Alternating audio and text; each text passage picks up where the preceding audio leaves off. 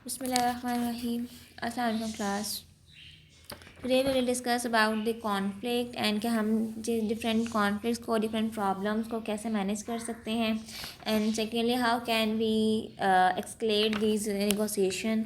हम किस तरीके से बातों के ज़रिए, किस तरीके से नेगोशिएशन के ज़रिए, किस तरीके से अपने ऑब्जेक्टिव्स को, प्रोजेक्ट के ऑब्जेक्टिव्स को अचीव करने के ज़रिए हम कॉन्फ्लिक्ट्स को कैसे कॉन्सेप्चुअलाइज कर सकते हैं, हम कैसे मैनेज कर सकते हैं। It's chapter number 4 in my book, negotiation and the management of conflicts. ठीक है, इसको मैनेजमेंट के लिए एक नेगोशिएशन का एक आर्ट है, किस तरीके से आप अपने कॉन्फ्लिक्ट्स को सॉल्व आउट करते हैं, सॉल्व आउट करते हैं, ताकि आप अपने प्रोजेक्ट जो आपने एक्सेप्ट किया हुआ है उसको किस तरह अच्छी तरीके से execute as well as terminate कर दिया जाए, अच्छे तरीके से उसको एग्जीक्यूट कर दिया जाए।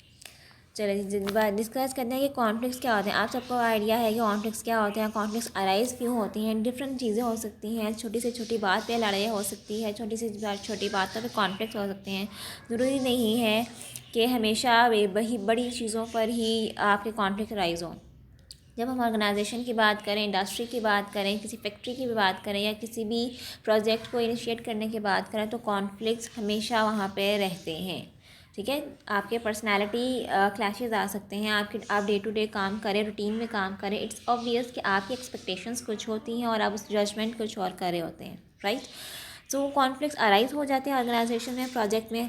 So we have to work with the different kinds of people, with the different nature of people. So we have to adjust ourselves as well as the project team members in that project execution में। ठीक है, conflicts ये हो गया। Now we will relate this conflict with the nature of negotiation. Negotiation क्या होती है, फिर जी विल डिस्कस कि हम अपने इन कॉन्फ्लिक्ट्स को किस तरीके से अपने प्रोजेक्ट लाइफ साइकिल के साथ रिलेट कर सकते हैं। We have discuss earlier before what is the project life cycle. हम अपने प्रोजेक्ट की इनिशिएट करते हैं, फिर एक टाइम आता है, उसको एकम्प्लिश करते हैं, उसको फिनिश्ड प्रोडक्ट में लेकर आते हैं, चाहे वो सर्विसेज हैं उसको हम फिनिश्ड फॉर्म में ले आते हैं, और फिनिश्ड प्रोडक्ट है तो फिनिश्ड प्रोडक्ट की फॉर्म में ले आते हैं, packaging and all that. A time comes कि उसका टाइम आता है कि वो पीक पे जाता है अपना product, and A time comes जब उसे फेज आउट होना होता है और उसे टर्मिनेट होना होता है, उसकी जगह रीप्लेसमेंट की वजह से नया प्रोडक्ट उसकी जगह ले लेता है। अच्छा जी, now this how to conflict manage, how to manage conflict, इसमें हम more about project life cycle को डिस्कस कर लेते हैं कि डिफरेंट ऑथर्स ने कहा है वो ठीक है अपनी जगह project life cycle, but there are slightly different stages. Like there are 4 types of stages. Number 1 is conceptualization, planning, execution and termination. अच्छा जी, तो ये वाला प्रोडक्ट लाइफ साइकिल है and that was presented by the Adams et al. They two views हैं, ठीक है। जो पहले हमने डिस्कस किया था वो एक व्यू है और ये आपका सेकंड वाला व्यू है। Both you can say both product life cycle slightly same but not at significantly different. बहुत दोनों डिफरेंट नहीं है but they are all are same, ठीक है। फर्स्ट स्टेज में बात करते हैं, senior management sometimes unofficially approves preliminary planning for the project.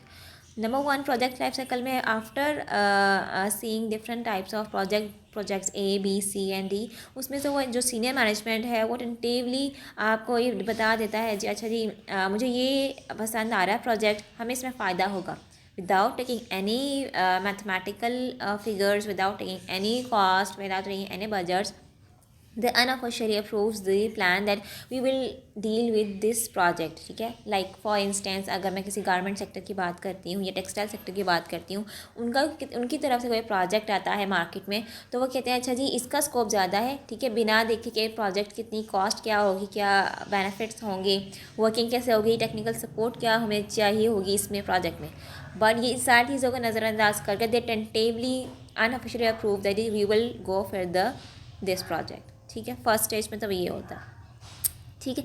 Secondly in the second stage it is will they make detail planning, budgeting, scheduling and aggregation of resources, ठीक है। वो सब फिर वो प्लान करते हैं, हमने जो प्रोजेक्ट को एक्सेप्ट किया है, हमने अनऑफिशियली बता दिया सीनियर मैनेजमेंट ने क्या करना है, सीनियर मैनेजमेंट तो CEO जो CEO कंपनी का, उसने तो बता दिया प्रोजेक्ट करना है ना। जो उससे नीचे वर्किंग ग्रुप्स वर्किंग कर रहे हैं, तो उनका काम है, अब उन्होंने डिटेल प्लानिंग बनानी है, डिटेल बजटिंग करनी है, डिटेल शेड्यूलिंग करनी है, डिटेल अपने रिसोर्सेज का बताना है कि अच्छा जी फ़लाँ चीज़ इतने की आएगी, फ़लाँ प्लानिंग करें हैं, किस टाइम पे करें, क्या बजटिंग होगी। ये उनके सेकेंड स्टेज पे आता है। हाईओवर प्रोडक्ट लाइफ साइकिल जो हमने फर्स्ट डिस्कस किया, this stage comes in the first stage, यहाँ पे उन्होंने सेकंड स्टेज में बता दिया। This is a difference. And third stage, तो वो एक एक्चुअल वर्क का प्रोजेक्ट को कंप्लीट करते हैं, उसको एग्जीक्यूट करते हैं और प्रोजेक्ट को फिनिश प्रोडक्ट में लेकर आते हैं। And during the final stage, last stage of the product life cycle, काम कंप्लीट कर देते हैं, प्रोडक्ट को पैकेजिंग फॉर्म में ले आते हैं and turn over towards the client, या यूँ कह लें यूज़र तक वो अपनी प्रोडक्ट जो है, प्रोजेक्ट है, वो पहुँचा देते हैं। ठीक है, जब वो पहुंच जाती है in the final stage, there is an addition in there is a final stage. अगर तो कोई अमेंडमेंट करनी है अपने प्रोजेक्ट से, एसेट से रिलेटेड, या जो प्रोडक्ट फिनिश प्रोडक्ट बन गई हो उसके अंदर, ठीक है, not from the manufacturing part, not from the designing part, जो प्रोडक्ट बन गई है, प्रोजेक्ट बना दिया है इन द बल्क फॉर्म, अगर उनमें कोई अमेंडमेंट्स करनी है कि जी अच्छा, लाइक फॉर इंस्टेंस मैं एग्जांपल दे दूँ, प्रोडक्ट जहाँ पहुँचाने का डिसाइडेड हुआ था कि आप लोगों ने इस फैक्ट्री में पहुंचानी है, उन्होंने कहा हम चाहते हैं आप इस फैक्ट्री की बजाय फ़लाँ जगह पे पहुंचा दें। ठीक है, तो ये अमेंडमेंट्स हो सकती हैं, छोटी छोटी अमेंडमेंट्स इनिशियल स्टेज से लेकर फाइनल प्रोडक्ट से लेकर उससे फर्दर जितनी भी अमेंडमेंट्स कर सकते हैं वो आपकी फाइनल स्टेज में आ जाती हैं। ठीक है, ये आपके प्रोजेक्ट लाइफ साइकिल है। नंबर 1 मैं फिर से डिस्कस कर देती हूँ। Number 1 is your senior management जो है अनऑफिशियली डिफाइन कर दी कि हमें प्रोजेक्ट एक्सेप्ट करना है। सेकंड स्टेज में आपकी शेड्यूलिंग आ जाती है, आपकी प्लानिंग आ जाती है, आपकी डिज़ाइनिंग आ जाती है, and then third comes where आपने एक्चुअल वर्क करना स्टार्ट कर दिया है। ठीक है, एंड फाइनल स्टेज में आप प्रोडक्ट को कंप्लीट करके मज़ीद अमेंडमेंट्स की गुंजाइश उसमें मौजूद रहती है। आगे चलते हैं, कैटेगरीज ऑफ कॉन्फ्लिक्ट्स की बात करते हैं। नाउ प्रोजेक्ट लाइफ साइकिल को आप किस तरह अपने कॉन्फ्लिक्ट्स का अराइज करेंगे या अरेज करेंगे, that is conflicts of categories of conflicts के डिफरेंट तरीके से हो सकते हैं। मैंने आपसे डिस्कस किया डे टू डे कॉन्फ्लिक्ट्स हो सकते हैं आपके, बट जो प्रोजेक्ट मैनेजमेंट का कंसर्न है ना, that is remains with the project. ठीक है, the PM's concern is always with the remains with the project. उसे कोई वो ये मतलब का बात नहीं है कि अच्छा HR मैनेजर मेरा भांजा है, मेरा कोई क्लोज फ्रेंड है, मुझे उसको बात को ज़्यादा मत देना, तरजीह देनी है, मुझे किसी को नहीं। When you come in the professional life, when you come in the practical life, तो आप अपने प्रोजेक्ट को यानी कि बिज़नेस को ज़्यादा तरजीह देते हैं as compare to the relations.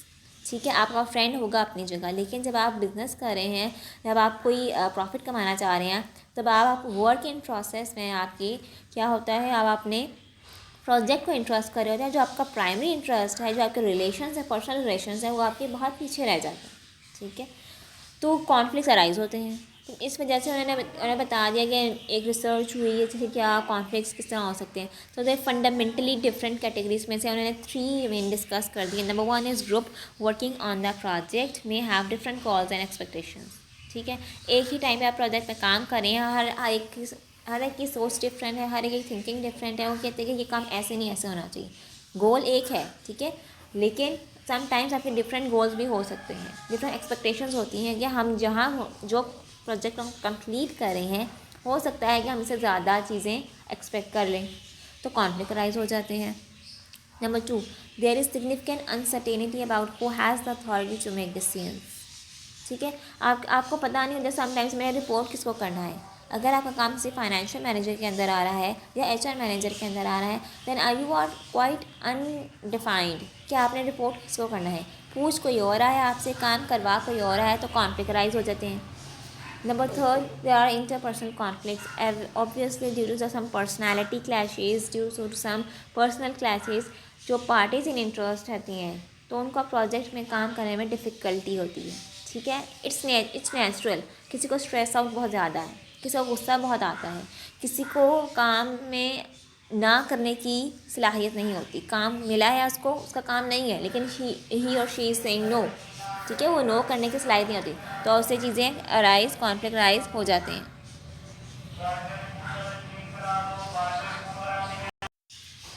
ठीक है। इसी सिनेरियो में बात करते हैं जी कॉन्फ्लिक्ट, जब हम काम ही मिलकर कर रहे हैं तो अराइज कैसे हो सकते हैं कॉन्फ्लिक्ट्स। अच्छा, जैसे यहाँ पे सिंपल सी एक लॉजिक है जी, एक हमारे पास प्रोजेक्ट मैनेजर है, एक हमारे पास फंक्शनल मैनेजर होता है। प्रोजेक्ट मैनेजर का काम क्या होता है, उसमें सिर्फ शेड्यूल करना है चीज़ों को और with the flow of the work चलना है।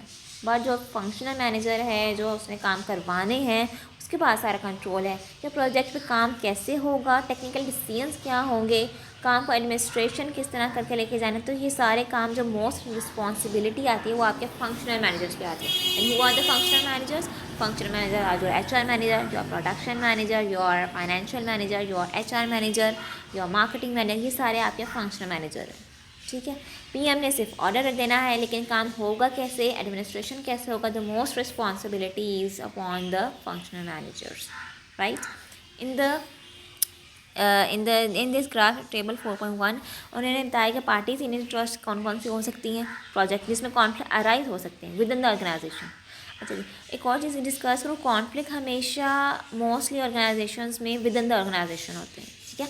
अपनी पेरेंट कंपनी का कॉन्फ्लिक्ट बहुत कम देखने में आया रिसर्च में। पेरेंट कंपनी के साथ आपके जो प्रोजेक्ट मैनेजमेंट कंपनी है, इसमें कॉन्फ्लिक्ट जो अराइज बहुत कम हुए हैं as compare to the within the organization. Within the organization में कॉन्फ्लिक्ट ज़्यादा होता है, that why they are discussing the parties in interest, that is project team, client and the functional and senior management. You can see that in the client area there are no interpersonal conflicts. ठीक है। Technical conflicts हो सकते हैं, schedules के बारे में, priorities के बारे में कॉन्फ्लिक्ट्स हो सकते हैं, लेकिन प्रोजेक्ट टीम और फंक्शनल एंड सीनियर मैनेजमेंट में बहुत ज़्यादा clashes due to the personality, due to the interpersonal conflicts and due to the cost and budgeting. काम कैसे होना था, टाइम पे काम नहीं हुआ है, जो काम कहा गया था उस तरीके से नहीं हुआ है, इन ऑल दैट, ये सारी चीज़ें आपके कॉन्फ्लिक्ट्स में अराइज होती हैं। दैट्स बाय कॉन्फ्लिक्ट्स को निगोसिएशन के थ्रू, यू कैन से के प्लानिंग के थ्रू, यानी कि प्रोजेक्ट लाइफ साइकिल के थ्रू उसको सॉल्व आउट कर सकते हैं। That's why we have discuss project life cycle first. अच्छा जी, फिर बात करते हैं जी किस तरह हम अपने प्रोजेक्ट लाइफ साइकिल को डील कर सकते हैं, कॉन्फ्लिक्ट्स को कम कर सकते हैं। Number 1 is project promotion. सबसे पहला हमारा पास स्टेप है project promotion. Now what is project promotion formation. Formation का मतलब ये है कि फर्स्ट ऑफ ऑल आपने अपने एक पेज पे प्रोजेक्ट एक्सेप्टेंस के बाद टेक्निकल ऑब्जेक्टिव लिखना है। Number 1 you have to specify your technical objectives कि किस हद तक आपकी टेक्निकल चीज़ें यूज़ होंगी। टेक्निकल में आपके सॉफ्टवेयर आ जाते हैं, आपकी कंप्यूटराइजेशन आ जाती है, आपकी डिटेल्ड प्लानिंग आ जाती है कि आपने जो बिल्डिंग का, अगर फॉर इंस्टेंस में एग्जांपल बिल्डिंग खड़ी करनी है, बिल्डिंग खड़ी करने के लिए डिटेल प्लानिंग, क्या चीज़ों की ज़रूरत पड़ेगी, किन किन स्टाफ की ज़रूरत पड़ेगी, किन टेक्निकल सपोर्ट की ज़रूरत पड़ेगी। You have to make a technical design, technical objectives कि इस हद से ज़्यादा हम आगे नहीं जाएंगे। ठीक है। Secondly you have to commitment of resources, budget बनाया जाए, कॉस्ट बताई जाए। इस प्रोजेक्ट के लिए, इस बिल्डिंग को खड़ा करने के लिए हमारे पास सिर्फ 10 लाख है, 10 लाख से ज़्यादा इस पर हमने खर्च नहीं करना। And you have to stick on this budget. Third, the priority of the project क्या है आपकी, कि आपकी पेरेंट कंपनी किस तरीके से चाहती है कि कम्युनिकेट किया जाए। आपने ये चीज़ आप पहले ही डिसाइड कर लेनी है। थ्रू ईमेल हमने चीज़ें कम्युनिकेट करनी है, हमने थ्रू एक बंदा रखा हुआ है, कोई एक वो गेस्ट रख लिया है कि जो आपकी बात, पेरेंट कंपनी की बात हम तक, हमारी हम तक पहुँचाया जाए। There should be a one or a responsible person कि आप कम्युनिकेशन किस तरीके से हुई जाए। देयर आर 3 टाइप्स के हम इसमें 3 बातें उन्होंने बताई है। बजट रेलिवेंट होना चाहिए, टीम रेलिवेंट होना चाहिए, कंसेप्चुअलाइजेशन होना चाहिए। बजट बताया जाए, बजट की डिटेल्स बताई जाए कि आपने प्रोजेक्ट की फॉर्मेशन करनी है। ठीक है। सेकेंड इज प्रोजेक्ट का बिल्डअप। मोस्ट मसला, बहुत ज़्यादा मसला जो होता है वो आपकी प्रोजेक्ट बिल्डअप पर होता है। ठीक है। Now what is project buildup. Project buildup is just like a scheduling your project, you are administrating your project, you are planning your project. बहुत ज़्यादा मसला ही क्रिएट यहाँ पर होता है। वाई, आप ये just like a time table, you have to make a time table. Time table बना लिया आपने, ना यू हैव टू सुबह 8 बजे ये लेबर यहाँ पर होना चाहिए, 2 बजे तक ये काम होना चाहिए, नहीं होता काम। ठीक है। कोई भी चीज़ें हो सकती है। Commitment of peoples on in the function department sometimes leads towards the distraction and you can say leads towards the delaying of work. ठीक है। तो अगर 8 से 2 तक जो काम होना था वो नहीं हुआ है, किसी भी वजह से तबीयत ख़राब थी, एब्सेंट है, छुट्टी कर ली, काम के रिसोर्सेज नहीं थे तो काम डिले हो गया, कमिटमेंट की हुई थी, तो फिर भी वो प्रेजेंट नहीं हुआ, काम नहीं हो सका, स्ट्राइक की वजह से पैसा लेकर आना था, नहीं आ सका क्योंकि इंटरेस्ट रेट बढ़ गया, तो काम रुक गया। तो ये सारी चीज़ें आपकी शेड्यूलिंग और एडमिनिस्ट्रेटिंग और प्लानिंग में बहुत ज़्यादा इंपॉर्टेंट है आपका प्रोजेक्ट बिल्डअप। जहाँ जहाँ डिले हुआ, further more delay is expected. ठीक है, मैन्युफैक्चरिंग में डिले हुआ, आगे उसके पैकेजिंग में, फिनिश प्रोडक्ट में डिले होगा, ट्रांसपोर्ट में डिले होगा, प्रोजेक्ट की डेडलाइन बढ़ जाएगी। सो मोस्टली मसला आपकी इतने फॉर्मेशन में नहीं होता, इतना मेन प्रोग्राम या फेज आउट में नहीं होता जितना आपकी प्रोजेक्ट के बिल्डअप पे होता है। ठीक है, आगे number 3 is main program. Now you have to execute the project. आपने अपने जो शेड्यूल के मुताबिक अपने प्रोजेक्ट को एग्जीक्यूट करना है। ठीक है, मैं आपसे पहले डिस्कस किया, schedule is just a major source of conflict. Performance project manager नाराज़ ही आपकी शेड्यूलिंग पे होता है कि जो टाइम बताया गया था उसमें प्रोजेक्ट तैयार नहीं है। बहुत से कॉन्फ्लिक्ट अराइज होते हैं, आपके प्रोडक्शन मैनेजर को झाड़ पड़ती है, आपके एचआर मैनेजर को झाड़ पड़ती है, आपके डिफरेंट जो नीचे लेवल के एम्प्लॉयज़ हैं उनको काम शेड्यूल जो है उनको डांट पड़ती है इस वजह से कि आपने काम टाइम पर नहीं किया। सो बेसिकली जो प्रोजेक्ट मैनेजर कंसर्न है ना, वो मोस्टली आपका शेड्यूल को बैक ऑन द ट्रैक है। ठीक है, नाराज़ अपनी जगह होता है, वो गुस्सा अपनी जगह ठीक करता है, लेकिन उसका मेन रिस्पॉन्सिबिलिटी उसके साथ क्या लाई करती है, दैट ही और she have to get back the schedule on the track. तो यहाँ पे वो मेन प्रोग्राम है, वो एग्जीक्यूट करने में ज़्यादा रिस्पॉन्सिबल और ज़्यादा कंसर्न और एक्टिव दिखाई देता है। ठीक है, ताकि जो डेडलाइन जो थी 31 मार्च पे वो प्रोजेक्ट कंप्लीट हो जाए। मोर और less 1 to 2 10 to more less than 10 days से वो प्रोजेक्ट कंप्लीट कर सकते हैं, लेकिन इससे ज़्यादा वो डिले नहीं करते। Last is the project phase out, जब आपका प्रोजेक्ट कंप्लीट हो जाता है या फिर आपका फीडबैक का टाइम है।